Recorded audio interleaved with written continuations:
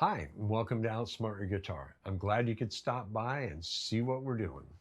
Today in Gear Talk, I'm going to discuss one of the most iconic guitars in rock and roll history.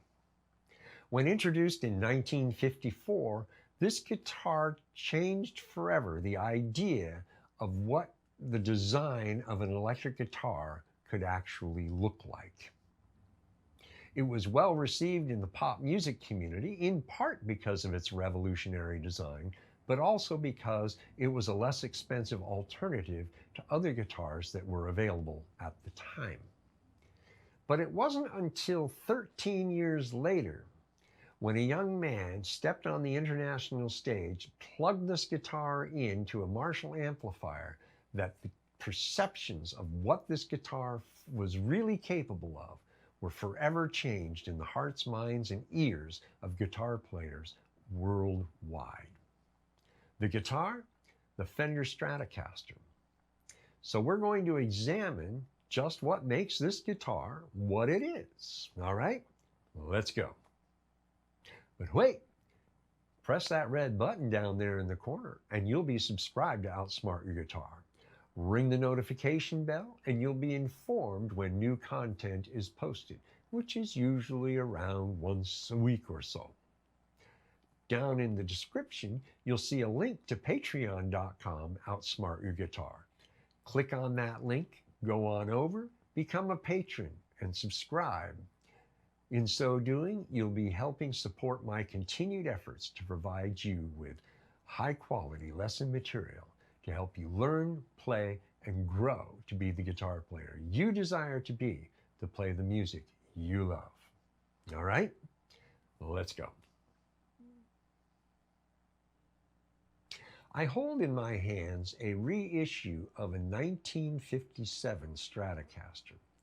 In all practical ways, the 1957 Stratocaster was no different than the initial 1954 released Stratocaster. There are very minor differences that don't matter. All right. Development of the Stratocaster began in about 1951. They wanted to make improvements upon the Telecaster design, but also produce a little higher end instrument as well. So they went through various body style approaches and designs, and eventually came to this particular body style. They had an upper horn, which now allows access up to around the 17th fret on the bass side. They preserved the access up to the 21st fret of the Telecaster in this design as well, changing the lower horn a little bit to meet the needs of the difference in the style of the body. This was arrived at probably in the middle of 1953 or thereabouts. The name Stratocaster came about as a result of their marketing guy, Don Randall, wanting to sell the guitar as when you played it, it would be like you were going into the stratosphere. That struck a chord with the people because they thought, oh, this would be a great name, Stratocaster, preserving the caster name because the Telecaster. This gives familiarity. Now we've got Stratocaster. And so this is how the Stratocaster came to be named. All right, so next we're going to look at the appointments of the Stratocaster. Let's look at the peg head of the Stratocaster to start things off. In functional terms, it is no different than the Telecaster. The layout is functionally the same. You got this gentle angle going down here. You've got the 6 inline tuning pegs, which are spaced in such a way as they actually conform to the spacing of the strings, so that your strings will go straight off the nut and straight back to the given peg. The exception being the 6th string, it just ever so slightly deviates. The string tree, which helps create better tension on the B and high E string, on the original 54 issue was round. Here they used a double slotted string tree to help facilitate changing strings a little bit easier and a little bit more sure that you're getting it in place. All right. And the tuning pegs are functionally no different than the Telecaster. As you can see, the design and layout is identical to a Telecaster. Okay. Now, aesthetically, the only difference is on this side of the peg head. You go around here with a bigger circle than on the Telecaster, so you're going almost 3/4 of the way around a circle here. And then instead of dipping and then coming back up and going straight back to rejoin the neck, they decided to go with a slight gentle curve to this point and then create a cutback to join back up with the neck. You'll notice the rosewood plug covering the truss rod cover hole that they put in there to make sure the truss rod sits right.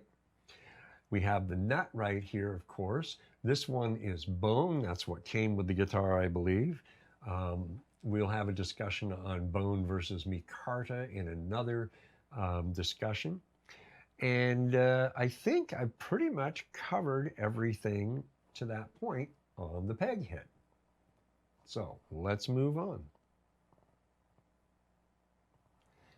Let's talk about the neck of the Fender Stratocaster.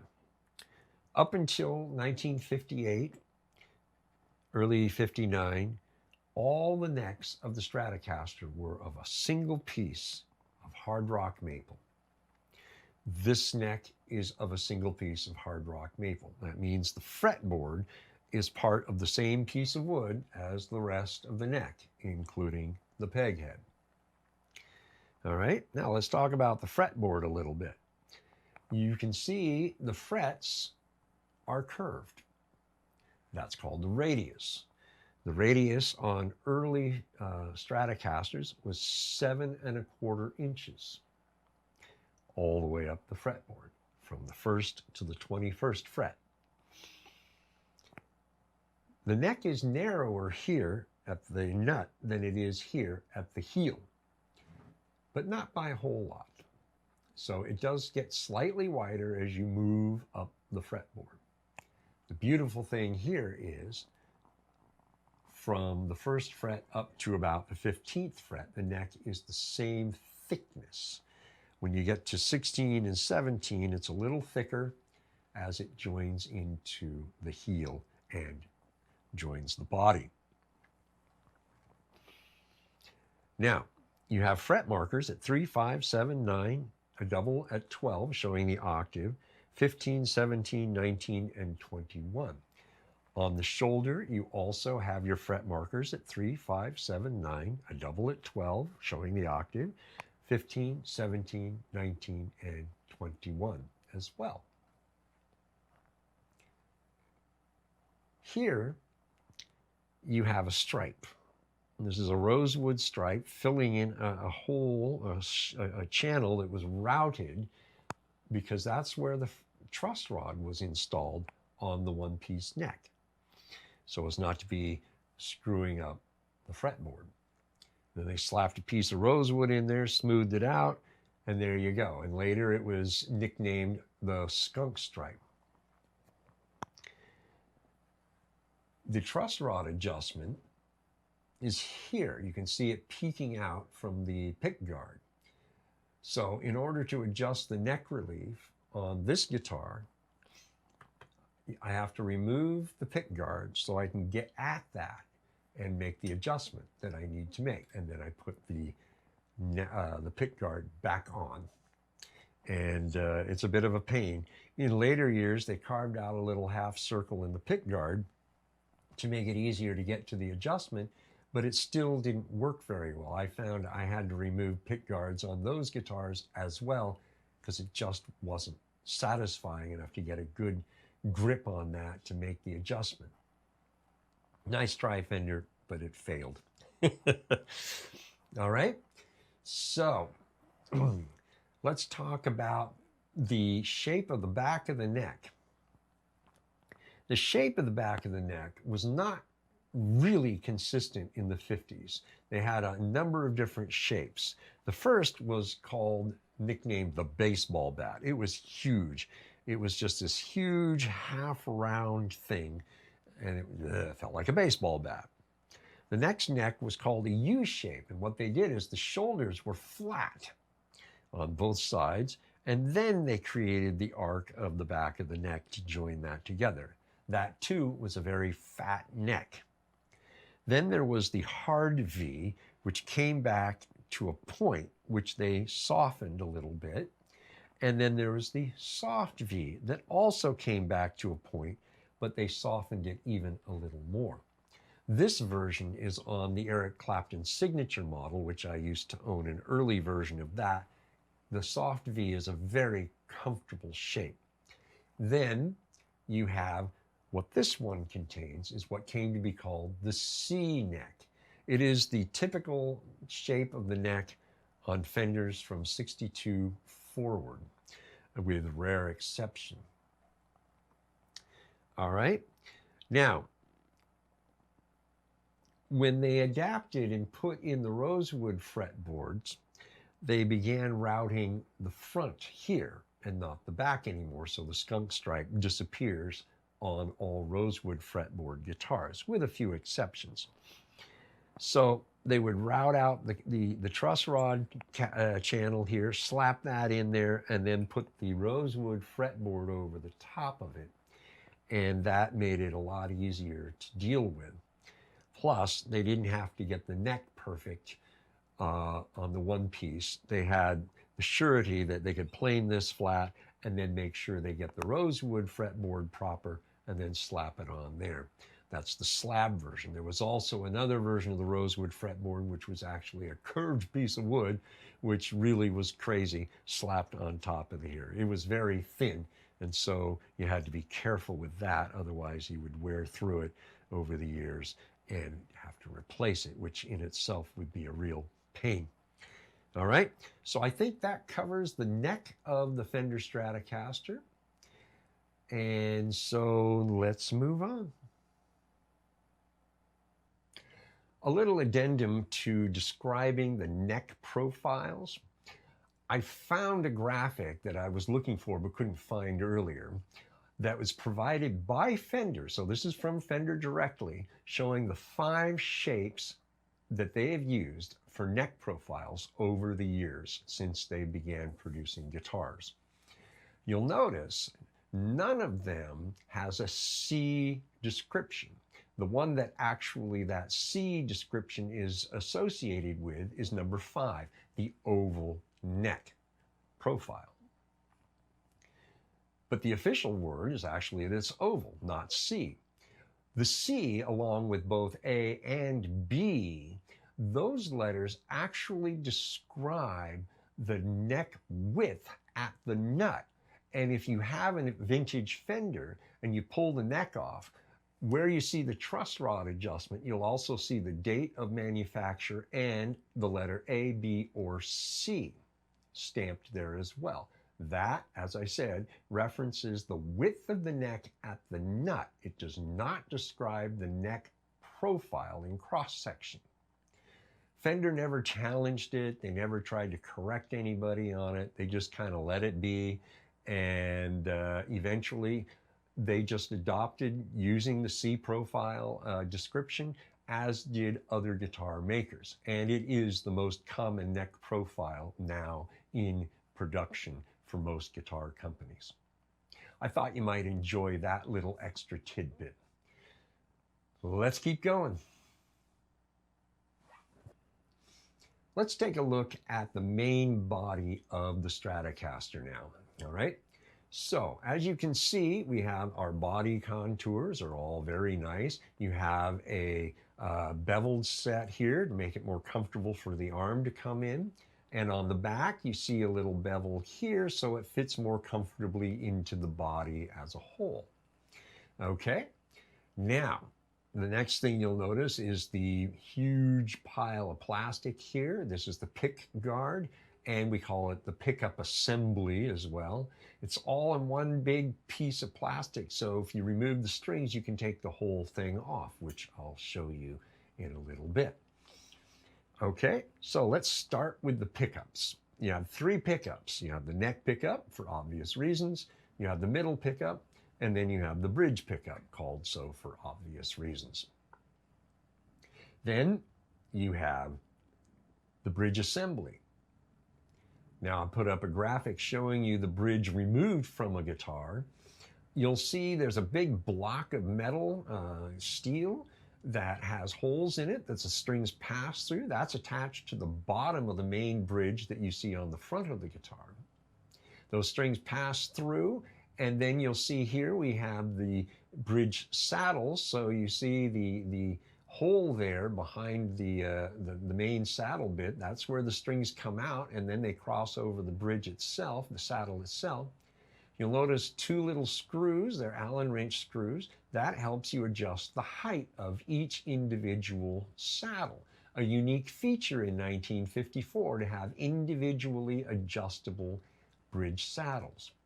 You'll notice on the back of the bridge, you've got 6 screws to adjust the forward or backward motion of the bridge toward the neck or away from the neck, which helps intonation a whole lot. Again, another unique feature in 1954. Even the Les Paul did not yet feature anything even remotely close to this. All right, now let's go back to the pickups. When you're playing, you have a 3-position switch in the original guitars. Here's position 1, that's the neck pickup. In the middle is the middle position, that's position 2, and then all the way down is position 3, the bridge pickup. You have the volume control, which is global, controls all the pickups. You have a tone control. This one is exclusive for the neck. You have a second tone control, which is exclusive for the middle pickup.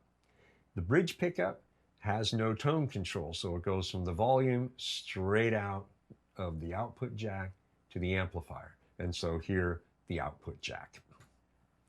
Now, an interesting thing was discovered in the mid-60s, somewhere thereabouts, that when somebody was trying to change pickups, they might have slapped the pickup selector and found instead of moving to the middle pickup or even the bridge pickup, they found themselves in between the first and the second position, or in between the second and third position. Here, I'll make the adjustment to in between the first and the second position. A unique thing was discovered. In that in-between position, both the neck and the middle pickup were now active. And the sound was very different. It was thinner and a little quacky sounding. All right, and interestingly, both tone controls were now active. They also discovered that if you could put it in between the second and the third position, that now the middle and the bridge pickup were now both active at the same time. And the middle pickup's tone control would now affect the bridge pickup, removing some of the strident sound. It too was like the sound of the neck and middle pickup, but a little thinner sounding and a little quacky. This became something very sought after, particularly after Jimi Hendrix started using it in a very obvious way.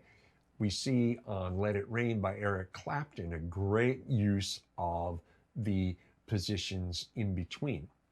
In the 1970s, Fender finally got it together and created a 5-position switch that now would allow you to feature that second and now fourth positions as very clear detents on the switch. So first position, neck pickup.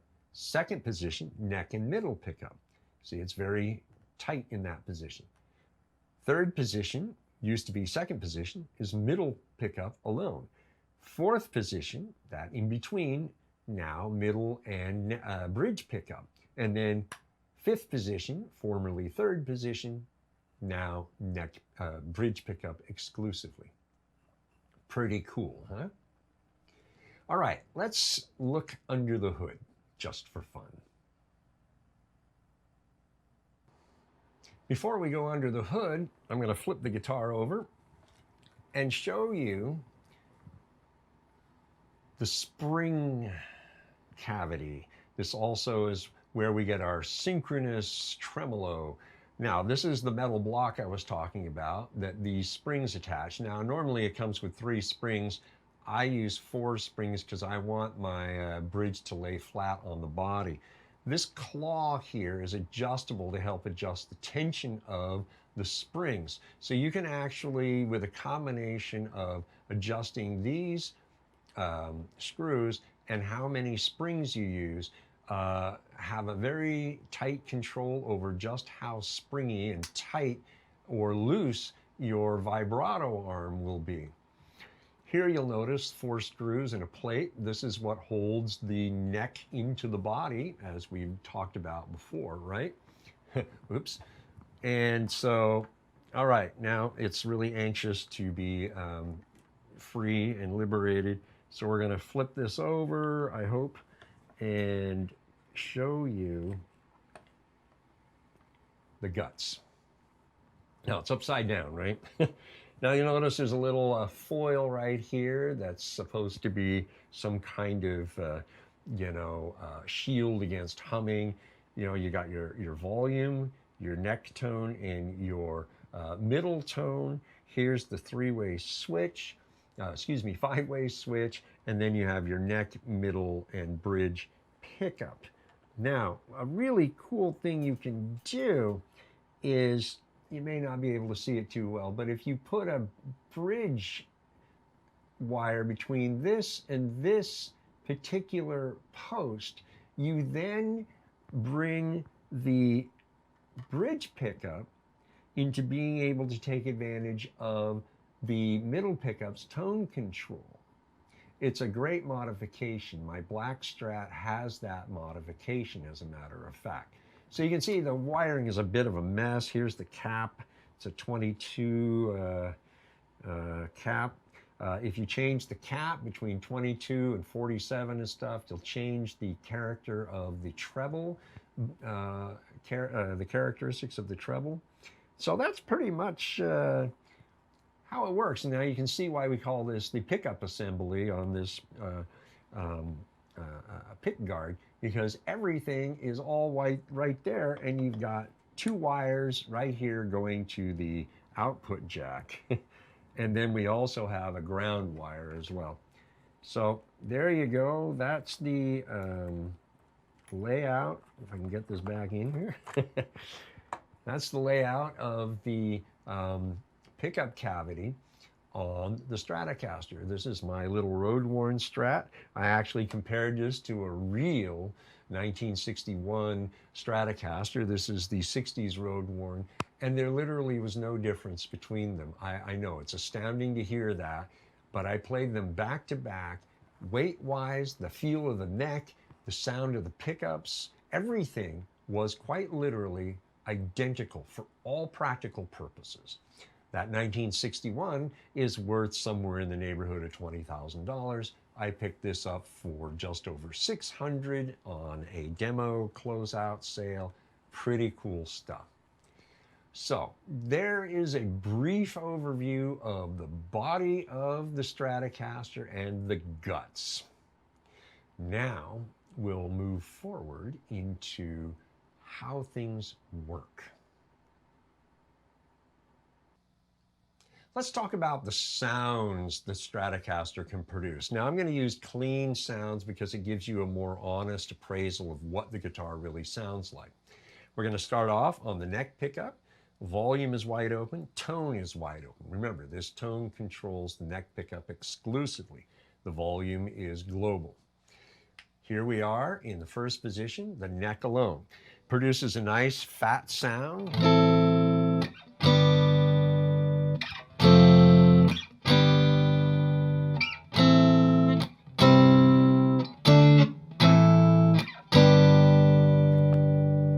chords, very nice, right? You can even do open position chords. You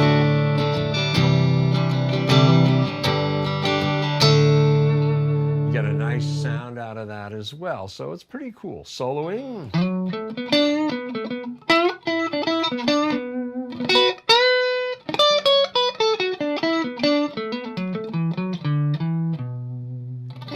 Nice articulation, and that's what the cool thing about single coils is. They tend to be cleaner sounding than humbuckers, and so it's one of the features that makes the Stratocaster a very appealing guitar sonically. Now we'll move strictly into the middle pickup. Again, wide open on the volume. Tone control here for the middle pickup, wide open as well. We're going to have a brighter sound and yet not strident, right? So, you know, you just...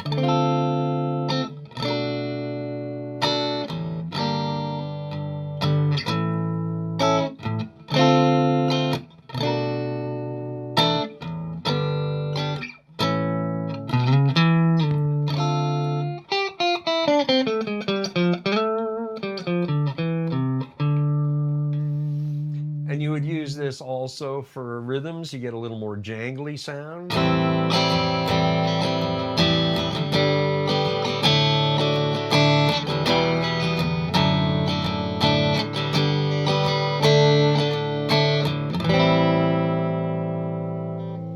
So it's a good sound for pop music.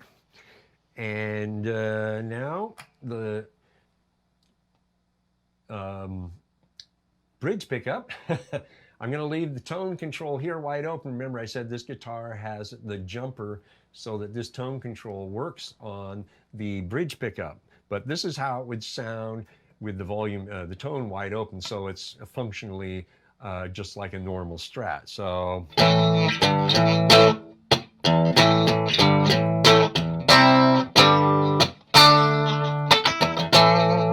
You can hear it's pretty strident, right?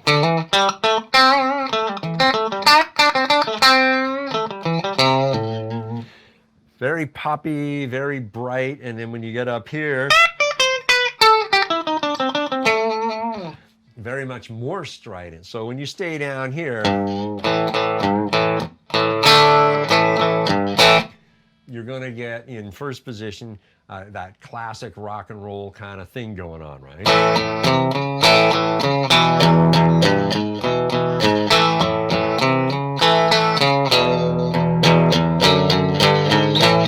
Right? So pretty cool stuff.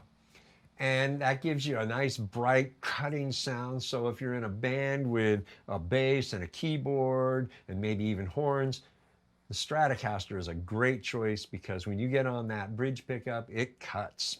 And that's really cool. Okay, now let's talk about those in-between sounds. Position 2, now we have the neck and the middle pickup active. And again, everything's wide open. And so we hear a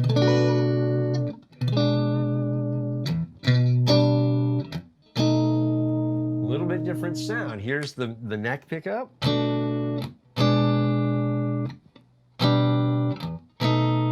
Here's the middle pickup.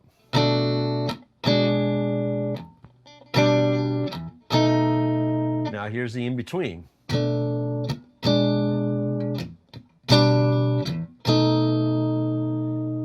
And then you really hear it when you play single note stuff.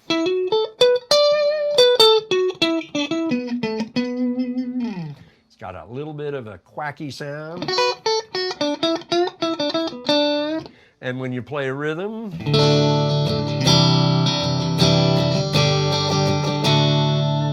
you get that really nice bright overtones going on.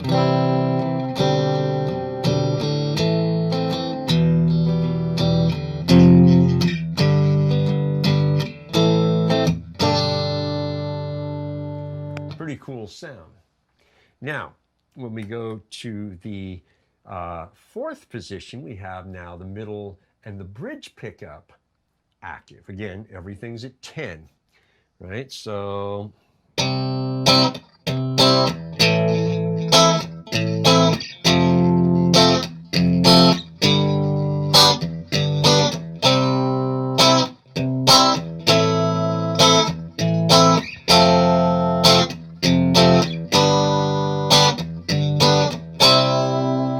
Pretty cool, bright sound. And then when you go into playing a solo using this position,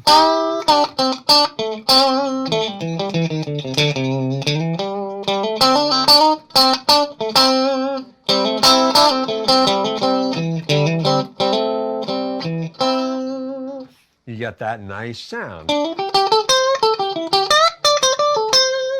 It's a little bit thinner, a little bit trebly, but not strident, and not too bright, but not dull at all, right? So that's kind of a cool thing going on here with 5 different sounds. Now, let me put it over on the bridge pickup, and I'm going to show you what putting that little jumper does.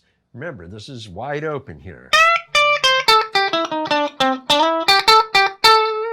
Now I'm going to roll this back to 7.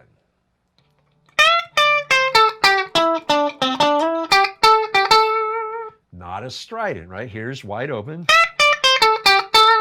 Here's at 7. You can tug it down a little bit more, say to 5. And you can hear a marked difference there. Wide open. Down at 5. Very different sound, but you have now more control over all 3 pickups with the tone control now being active on the lead pickup. I don't always like to have that bite. So if I can roll it off a little bit, takes that strident sound off and makes it possible to really have a little bit nicer sounding treble that still cuts through. It's just not ripping the top of your head off and piercing through your ears like an ice pick. Okay, so that gives you an idea of the core sounds. Now, if we went and started playing with tone controls throughout, that's just the middle pickup alone, right? And the tone is at around 6.5, 7. Pretty nice. And you go to the bridge, the neck pickup, and do the same thing.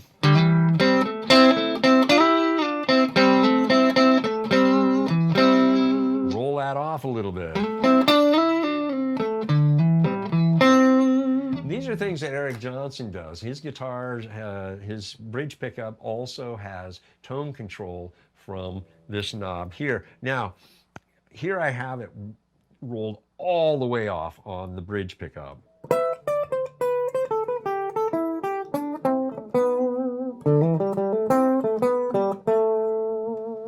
And you hear that's really very dark sounding, but you can bring it up just a little. There, I hear it. You have all this variety going on. You can do it even on the neck pickup. Add a little bit of this. You have a lot of different colors available to you now, and that's the really beautiful thing about doing that little modification to bring this into play for your bridge pickup. This is why I have 2 Strats. The other Strat you just saw a few minutes ago, that one's straight wired, no alteration. This one I've altered so that I can have control over the neck, the bridge pickup with tone, because I like to have adjustments. This is one thing I like about Gibsons. You have tone control over the bridge pickup. I like to have that available here, so I have one Strat set up to do just that as well. All right, well, there you go. I know what you're asking. Where's the demonstration of the synchronized tremolo system or the vibrato arm? None of my Strats are set up for it because I'm not a fan of the old school synchronized tremolo system that the Stratocasters contain. So my guitars are set up with the bridges laying flat on the body and set up more like a hardtail. I am, however, looking for one of the Fulcrum Strats to see if I like that tremolo system, their updated system, better. I haven't found one yet, but if I do find one that I like, I will be buying it. So that's just what I wanted to share, why there's no demonstration of the vibrato system on the Stratocaster. All right? I hope this overview of the Fender Stratocaster has helped you in understanding the versatility of this guitar, the variety of sounds it's able to produce. For me, it's important to have this consideration. What is the variety of sounds a guitar is able to produce? The more variety that guitar has in its abilities, the more attractive it is to me. Then it's just a question of, do I like the sound of the guitar in general, right? So when you go out to the store and get ready to make that important purchase and spend your hard-earned money, this overview and other instrument overviews I've produced are designed to help you go into the store well-armed and knowing what a given guitar is able to do beforehand, so that then you know what to expect when you sit down with that guitar. All right?